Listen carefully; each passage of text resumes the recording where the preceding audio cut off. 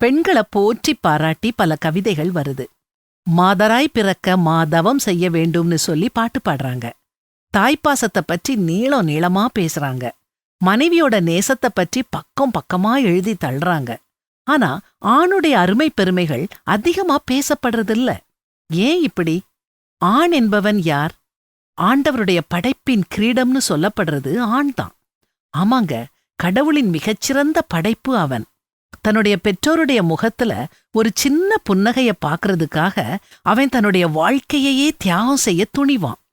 அவன் நேசிக்கும் பெண் சிரிக்கணுங்கிறதுக்காகவே தான் கையில் இருக்கிற மொத்த பணத்தையும் செலவு செஞ்சு அவளுக்கு பரிசுகள் வாங்கி கொடுப்பான்.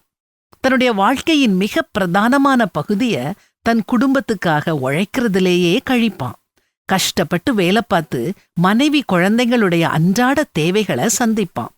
ஓவர் டைம் வேலை பார்த்து அவங்க ஆடம்பர செலவுகளை பூர்த்தி செய்வான். பிள்ளைங்க படிப்பு செலவுக்கு பேங்க்ல லோன் வாங்குவான்.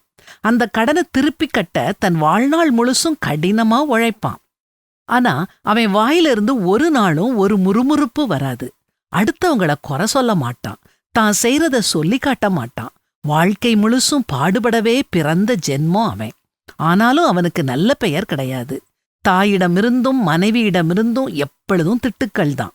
வேலை பார்க்குற இடத்துலயும் பாஸ்கிட்ட இருந்து வசவுகள் தான். பிள்ளைகளுக்கோ இவன் மேல ஏகப்பட்ட குறைகள். ஆனாலும் அவன் தேவனுக்கு பயந்து தன்னுடைய குடும்பத்துக்கு நன்மையானதை செய்றான். தேவனுக்கு பயந்து அவர் கற்பனைகளை கைக்கொள். எல்லா மனுஷர் மேலும் விழுந்த கடமை இதுவே. ஒவ்வொரு கிரியையையும், அந்தரங்கமான ஒவ்வொரு காரியத்தையும், நன்மையானாலும் தீமையானாலும் தேவன் நியாயத்திலே கொண்டு வருவார் அப்படிங்கிற வேத வசனத்துக்கு கட்டுப்பட்டு அவன் வாழ்க்கைய வாழ்றான். நம்முடைய தந்தைய, கணவனை போற்றி பாராட்டுவோம்.